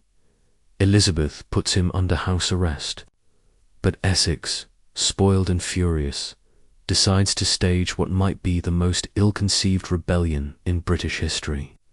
He gathers a small band of followers, nobles, actors, malcontents and plots to seize control of London. You walk beside them, down narrow streets at dawn, hearing boots thump and swords clatter. It's more farce than revolution. The people don't rise. The city doesn't burn. No army flocks to his side. Instead, his men get lost. They argue. They desert him. Within hours, Essex is locked inside his own house, barricaded, weeping, and muttering lines from plays he used to sponsor at the Globe. Shakespeare probably winced from miles away. Soon after, he's captured, and now you stand in a chamber gone silent. Elizabeth's face is unreadable. Her favourite has betrayed her again, but this time there's no second chance. No poetic letters, no desperate apologies. Just one trembling queen with a heavy quill, signing a death warrant with ink as black as regret. The execution is swift. Essex kneels at the block, young and proud to the last, and dies without knowing that she kept his ring, the one he once gave her, promising to return it if ever he needed mercy. Some say he tried. Some say the ring was intercepted by rivals. Some say the Queen received it too late, or never at all. She carries that grief in silence. For weeks afterward, courtiers report hearing her whisper his name in empty corridors. She eats little, sleeps less, and when she passes the window that once overlooked his arrival from battle, she turns her face away in private. She says nothing, but her poets write of loss. Her musicians play darker tunes. The fire in her court dims, and in the hollow left by Essex's fall, a space opens scold and echoing, the kind that power can't fill. The Virgin Queen had faced down popes and pirates, conspiracies and kings. But this was betrayal wrapped in love's disguise. You can almost hear her thinking it now. Better alone than undone, and so she gathers her robes, applies her rouge, pins on her jewels, and returns to her throne smiling, not because she's happy, because no one must ever know she isn't. You slip quietly beneath the walls of a palace that never sleeps. Around you, the world glimmers in silks and secrets. Courtiers laugh too loudly, candles burn too low. But somewhere beneath this glittering surface, something coils and waits. This is Francis Walsingham's world now, and it's crawling with whispers. He doesn't look like a spy master. Thin, greying, chronically ill, and religious to the marrow, Francis Walsingham appears more monk than mastermind. But appearances lie, and Elizabeth knows better than anyone. Faith makes dangerous men. Your boots crunch faintly on gravel outside his. London house, just another anonymous townhome in a long, respectable row. But inside, it's the nerve center of one of Europe's most terrifying intelligence machines. Scrolls line the walls. Ciphers lie scattered like playing cards. And hidden in the ceiling beams above you, trained listeners press ears to wooden slats. You blink, and the world narrows to ink and parchment. Walsingham's network stretches from Lisbon to Prague. He pays merchants, sailors, priests, even brothel workers. Nothing is too low, too filthy, or too dangerous if it keeps the Queen safe. And in his shadowy archive, he stores everything. Letters from Mary, Queen of Scots, codes from Spanish courtiers, poison recipes from Italy, a map drawn in lemon juice, all of it feeding a single, burning obsession, mainstream historical fact. Francis Walsingham foiled at least 6 major assassination plots against Elizabeth. The most famous, the Babington plot, led to the execution of Mary Stuart herself. He intercepted coded letters hidden in beer barrels. He hired double agents. He cracked codes before encryption even had a name. If James Bond wore a ruff and wrote with a quill, this was him, fringe tidbit. Walsingham once paid a man to pretend to be a traitor just to smoke out real ones. This guy invented the double. Bluff centuries before poker made it cool. Tonight, you walk the secret halls with him. He's hunched over a cipher, brows furrowed, eyes bloodshot. In a letter from France, a priest boasts of a glorious plan to pierce the heretic's heart. In another, ink fades halfway through an invisible message in gall ink, revealed with vinegar, and there beneath the wax seal of a fake wine merchant names. Dozens of names. Englishman ready to die for a Catholic England. Walsingham. Circles 1, Anthony Babington. Historians still argue whether Babington was manipulated from the start. Was he a genuine threat, or just a fly caught in Walsingham's web? Because here's the brutal truth. Walsingham didn't just find plots. He built them, too. Fed them, let them grow. So when the net closed, there was no escape, no ambiguity, no doubt in the Queen's mind. You feel a strange chill as you pass the Tower of London, where Babington and his fellow conspirators are dragged. From their cells, their executions are messy, too messy. The Queen reportedly shudders when she hears the details. Heads on spikes, limbs displayed. The warning is clear: betray Gloriana, and you'll decorate her kingdom in pieces. But Walsingham doesn't stop. You follow him into smoky taverns, across Dutch harbours, and through corridors of Parliament. Everywhere he goes, plots unravel, priests vanish, letters disappear, fear spreads, quiet and invisible. And behind it all, Elizabeth allows it. Oh, she never smiles about it, never congratulates him in public. But when she walks alone in her garden's gloved fingers, grazing the hedges, you sometimes glimpse a flicker of something in her expression. Not guilt, not gratitude, necessity. The Queen, who will not marry. The Queen who cannot afford trust. The Queen whose life is always 2 inches from a dagger's tip. That Queen knows truth is a battlefield, and spies are her soldiers. Sometimes Walsingham himself wonders if he's become the thing he fights, but he keeps going. For God, for country, for her. Then one evening, he simply doesn't show up to council. He dies quietly. No fanfare, just a note on a desk, unfinished. His legacy, though, a blueprint for modern espionage. MI6, the CIA, these alphabet soups of the 21st century all owe a little something to Walsingham's dusty cloak and dagger. Elizabeth mourns him in her own way. No tears, just a long pause between speeches, a tighter grip on her prayer book, and a subtle shift in how she watches people, more cautious now, more calculating. You think of all the men who died trying to kill her, and then of one man who died to keep her alive, and in that silence, beneath the layers of plots and passwords, something real glimmers, a loyalty not built on love or ambition, just the pure, cold steel of duty.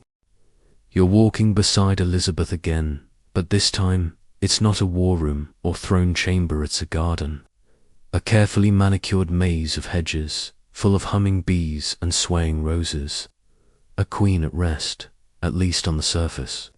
She strolls, slowly, gloved hand trailing the tips of lavender stems, but behind her steady gaze is the usual storm. Proposals, alliances, and marriage treaties stacked in teetering piles on her desk. Marriage, again, you sigh, she sighs.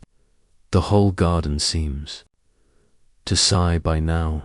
Elizabeth has outlasted half a century of suitors, and still the questions haven't stopped. England needs heirs, the Privy Council says. England needs allies, the diplomats say. England needs a king, the world hisses. But Elizabeth needs none of those things. Or so she insists. It's one of history's oldest clichés, but still wildly misunderstood. The Virgin Queen. Yes, she never married. No, we don't know for certain whether she remained sexually untouched. But in the end, that doesn't matter nearly as much as this truth. Elizabeth weaponized her singlehood like no monarch before or since. The offer of her hand was a political tool, a carrot dangled before Spain, France, Sweden, even Russia. Men dueled with ink and flattery for the honor of being considered. But in the end, no one could quite get close enough to slip the ring on her finger. She ruled them all and married none. Tonight, you're inside the mind of a woman who chooses solitude in a world that fears a woman's power unless it's shackled to a man's. You remember Robert Dudley, of course, still hovering in the margins like an unfinished sentence. He was the favorite, always the favorite. But even he, with all his charm and familiarity, couldn't escape the one thing Elizabeth could never allow: vulnerability. Marriage to her wasn't a romantic finale, it was a trapdoor, mainstream historical fact. Parliament repeatedly petitioned her to marry. They even drafted official pleas for her to bear an heir. At one point, they considered forcing the issue legally, and every time she smiled, nodded and ignored them entirely. Fringe tidbit. At least once, Elizabeth allegedly considered marrying a foreign prince without consummating the marriage, to satisfy diplomatic demands without giving up control. She played 4D chess in a world still learning checkers. She even had a motto for her refusal: I will have but one mistress, errand, no master. And she meant it. But this garden is not quiet. Not really. Each footstep echoes with rumors, with unborn children, with questions never answered. You walk past courtiers who bow but whisper, past ladies in waiting who wonder aloud, what kind of woman refuses love?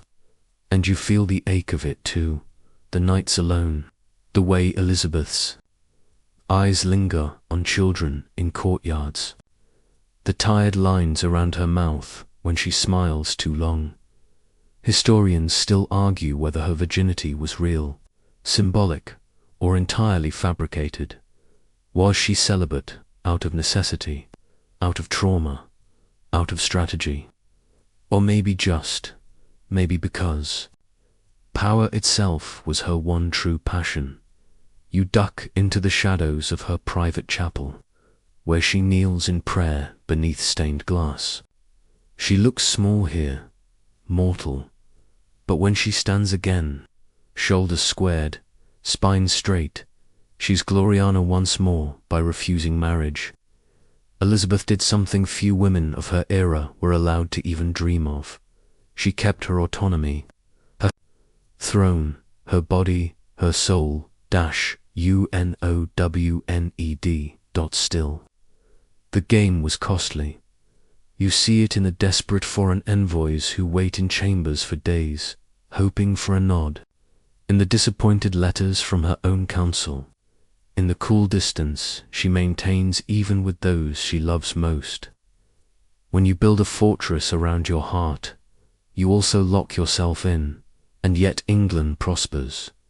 Trade booms, art flourishes, the church stabilizes, the court dazzles with color and music, and, beneath it all, quiet awe, a queen who rules alone.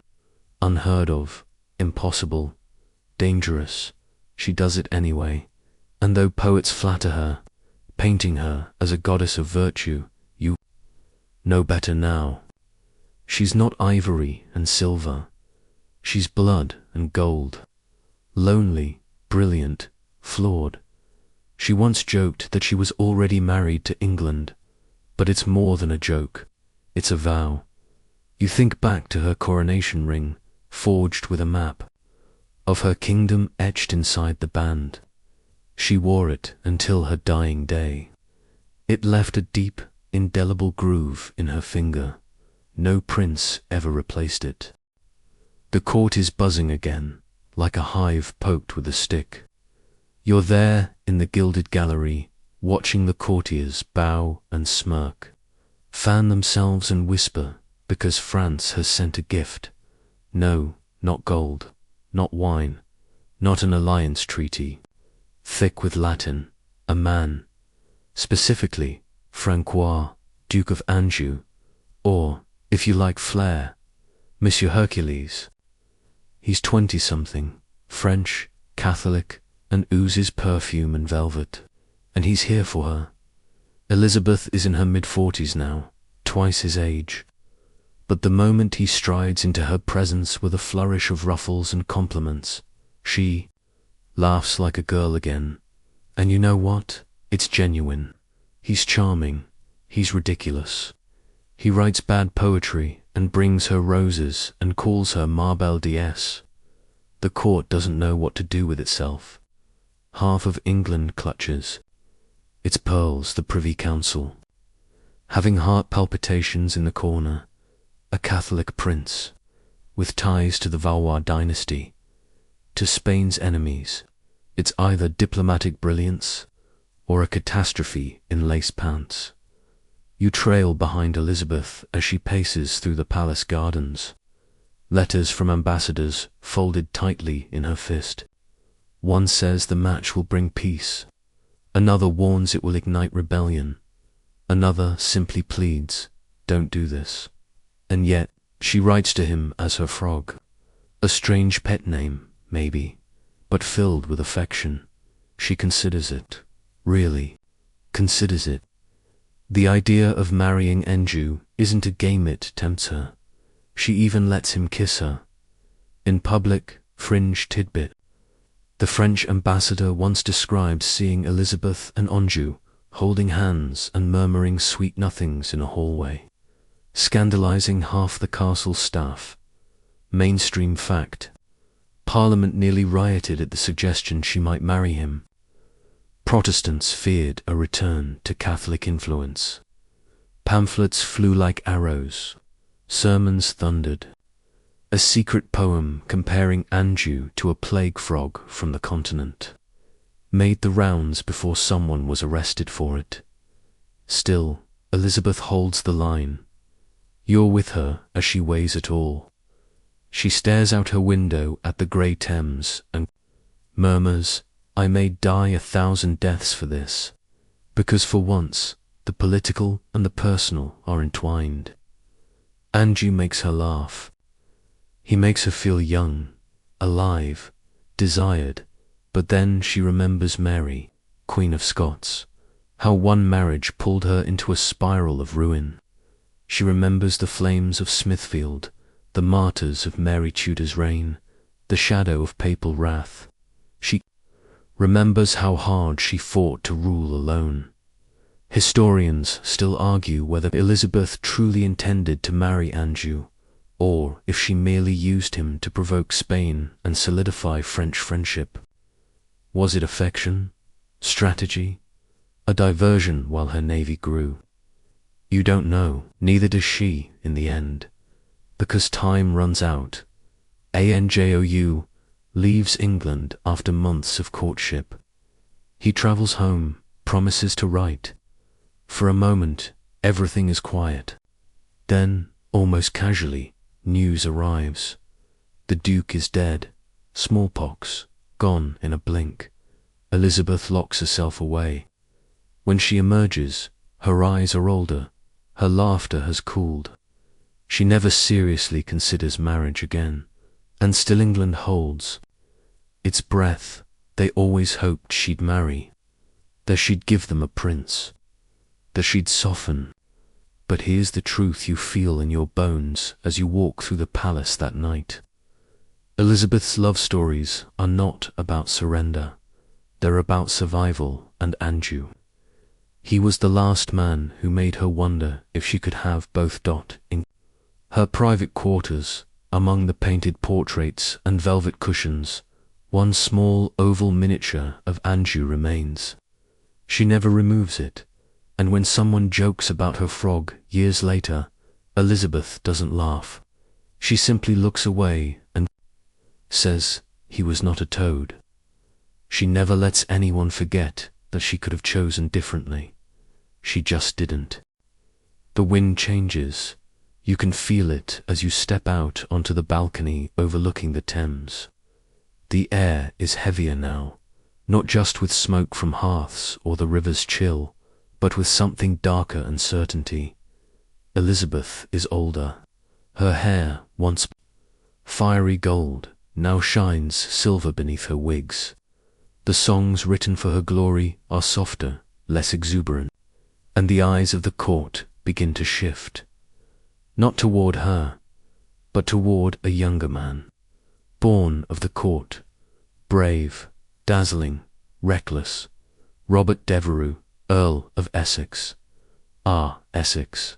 If Robert Dudley was her son, Essex is her storm-brilliant, dangerous, and utterly unpredictable. You watch her eyes follow him across the tilt-yard, where he jousts like a knight out of Arthurian fantasy. He's all confidence and curls, armor glinting in the sun, his salute aimed directly at the Queen's balcony, and she glows. He is Dudley's stepson, after all, raised to believe he, too, could win the Queen's heart. And for a while, he does. She makes him master of the horse, lavishes him with gifts and command. He calls her my fair mistress. She calls him sweet Robin. But the mood is shifting. This is not the Elizabeth who flirted and fainted in her 30s. This is a monarch tested by age, by war, by loss, and Essex. He is still very much a boy playing at politics. He wants to command armies. He wants glory, and Elizabeth, at first, lets him mainstream fact. Essex is sent to fight in Ireland against a rebellion led by Hugh O'Neill, Earl of Tyrone. It's one of the most difficult campaigns of Elizabeth's reign, a bloody, tangled mess of terrain, weather, and Irish resistance. Fringe tidbit. Before Essex leaves, He insists on a secret wedding with Elizabeth's maid of honor. She finds out after he's gone. The betrayal stings more than the military failure that follows, because, yes, the campaign in Ireland fails, spectacularly. Instead of fighting, Essex negotiates with the enemy. Then against orders he rides straight back to London, unwashed and uninvited, barges into the Queen's private chambers while she's in her nightgown. You clutch your chest. Even you know that's madness. Elizabeth is furious. He's stripped of his officers, placed under house arrest. But the story's not over. Not yet. Because Essex, blinded by pride, believes the people love him more than they love her.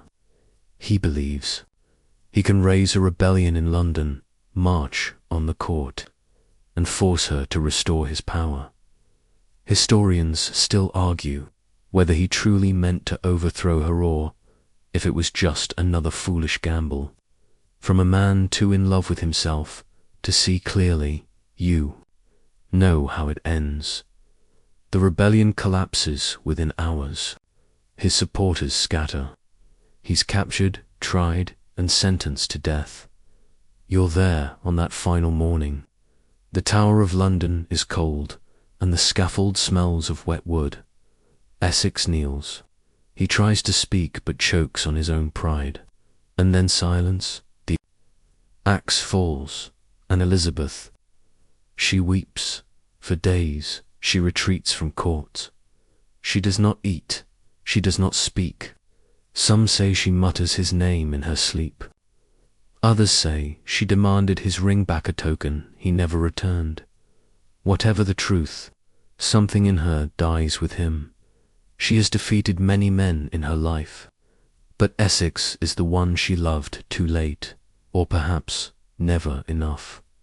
You walk with her through empty halls, no more courtiers at her heels, no Dudley, no Anjou, no Essex, just a Queen, old and alone, burdened with the ghosts of the men she ruled and ruined, and still the crown glitters, because even in her heartbreak she remains what she's always been, a monarch who would rather break her own heart than surrender her throne. Time slows. You wander the palace corridors, and they feel longer now, quieter.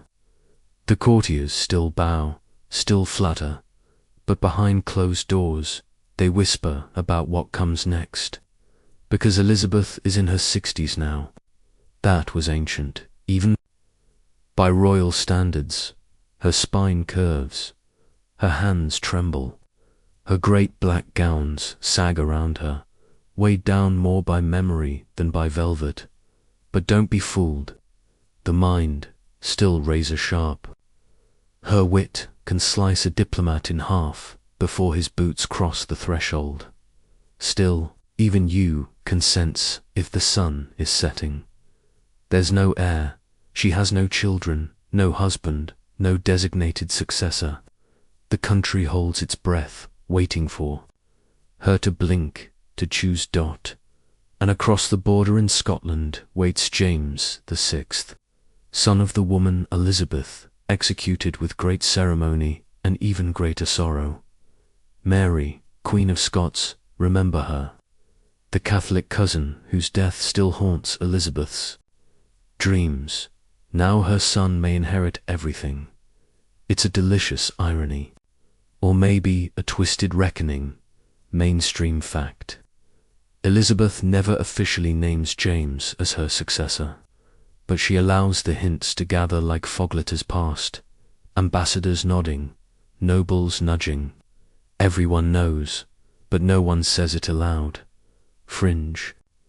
Tidbit: some say Elizabeth had a tiny portrait of James hidden in a locket, that she would look at it in private, turn it over in her hand, and murmur, "He is his mother's child, but not her mistake."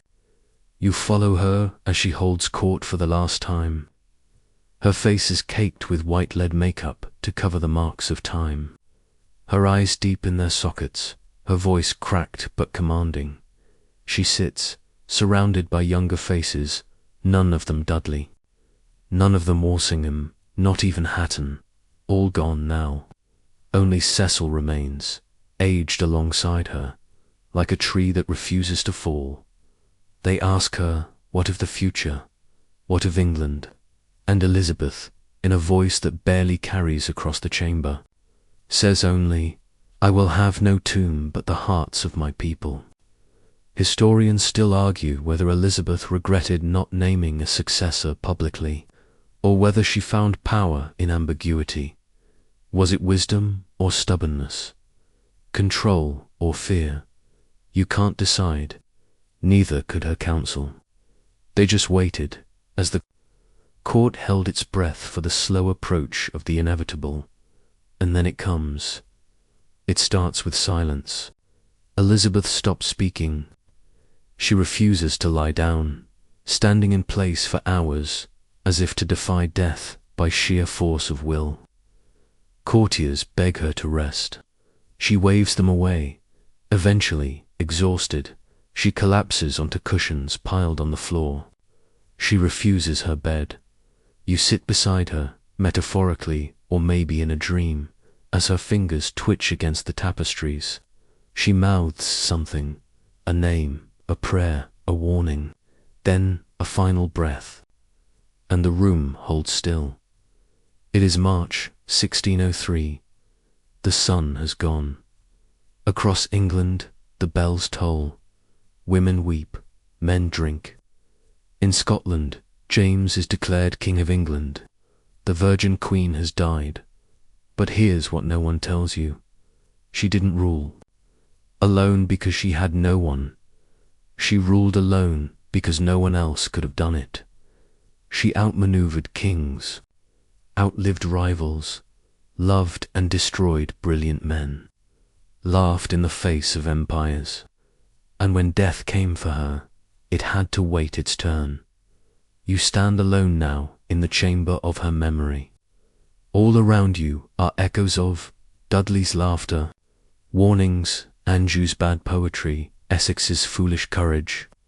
They are the men she defeated, the men who tried, in one way or another, to share her power, to claim her heart, to define her legacy, but none succeeded. Because, in the end, Elizabeth, I was never the bride. She was always the crown. And now you drift, through silence, through memory, through legacy. The throne is empty, but the echoes remain. You can almost hear them in the ticking of a forgotten clock behind a velvet curtain, in the creak of floorboards beneath tapestried halls. Elizabeth is gone, but not gone. Her reign left too deep a mark, and the world she shaped will carry her fingerprints for centuries. Look around, the navy she built, born in desperation to face the armadas, now the envy of Europe. It sails. 2 distant coasts, claims faraway lands, plants flags and ambitions where only sea foam once lived. The arts, they bloomed under her watch. Shakespeare still writes in candlelight during her final years. His plays Hamlet, Twelfth Night, King Lear still carry whispers of her court, the masks, the daggers, the lonely queens in shadowed towers.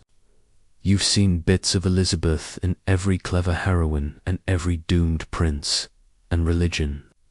She walked a knife's edge between Catholics and Protestants, forging what we now call the Elizabethan religious settlement. It wasn't peace exactly, but it was balance, and it lasted.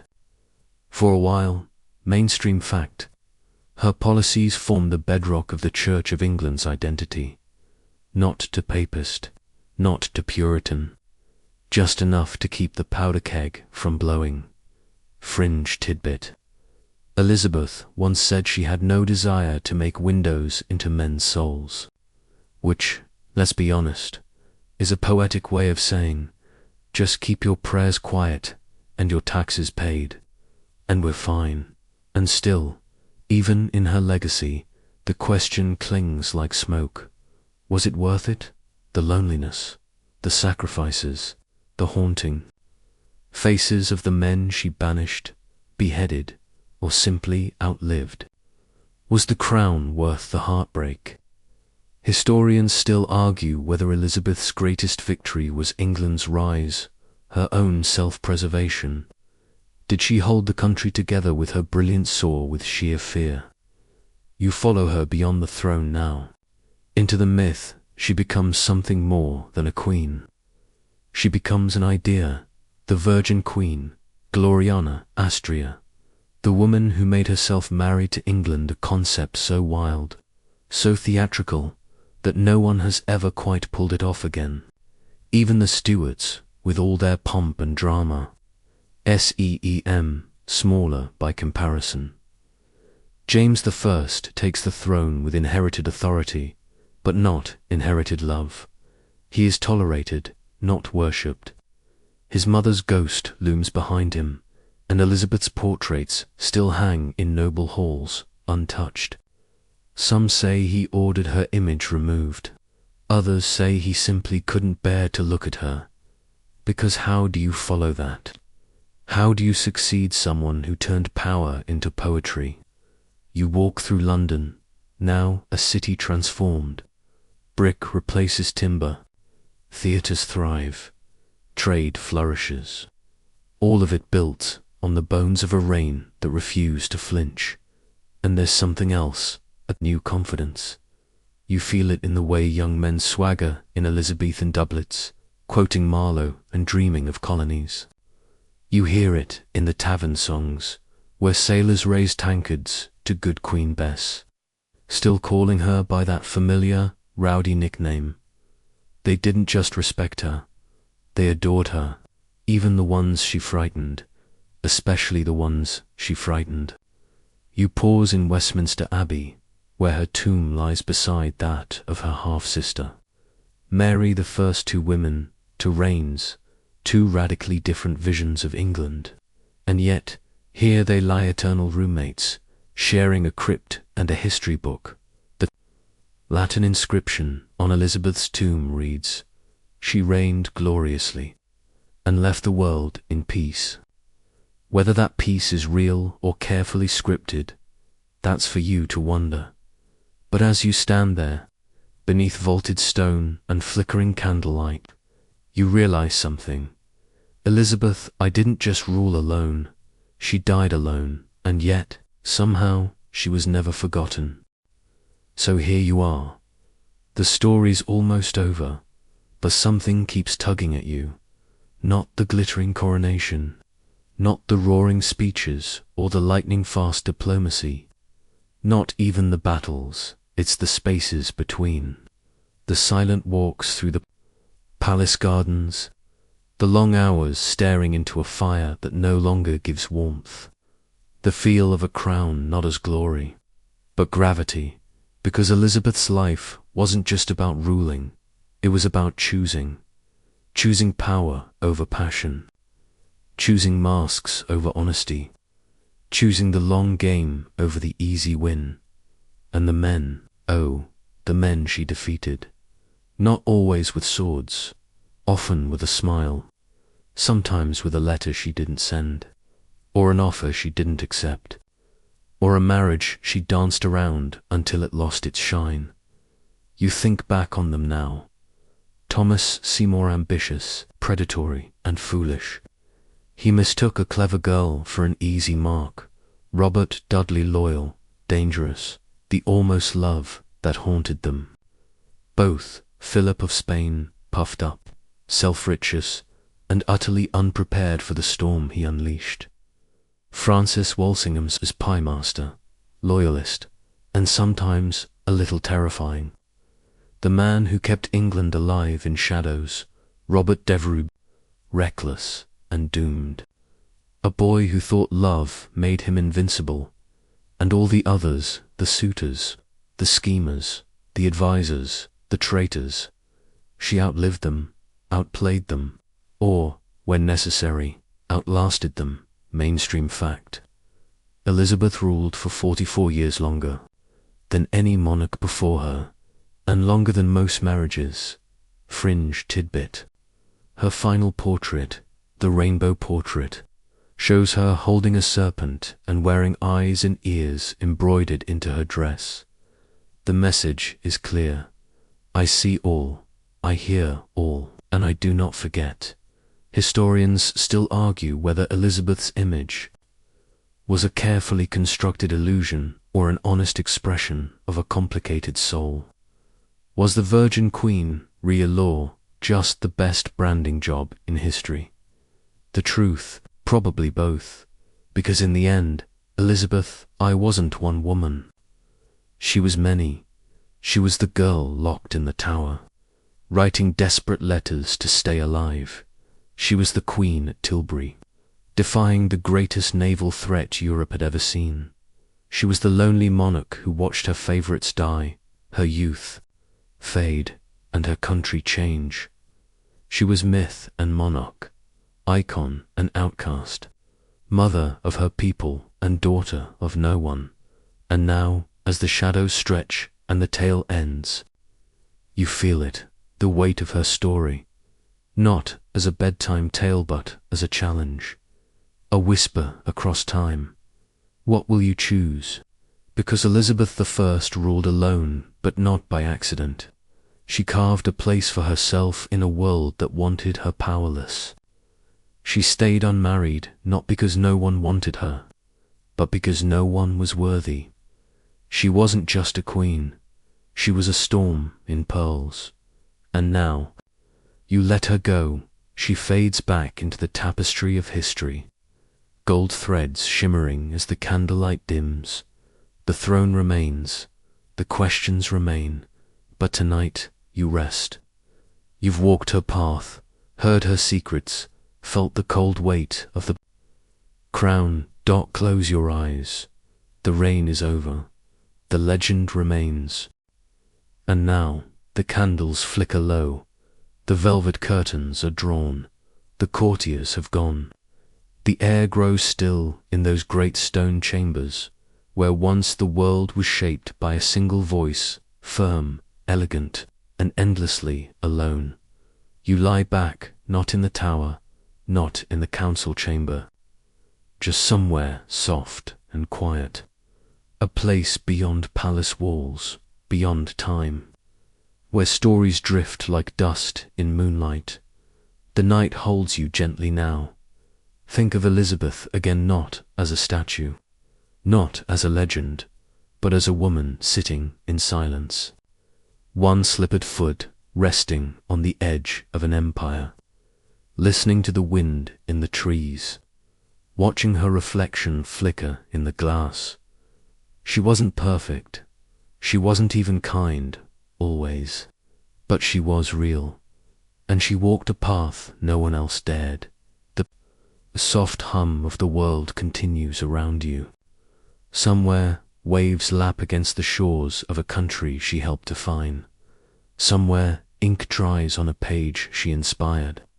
Somewhere, another woman stands tall, because Elizabeth did first. Breathe in.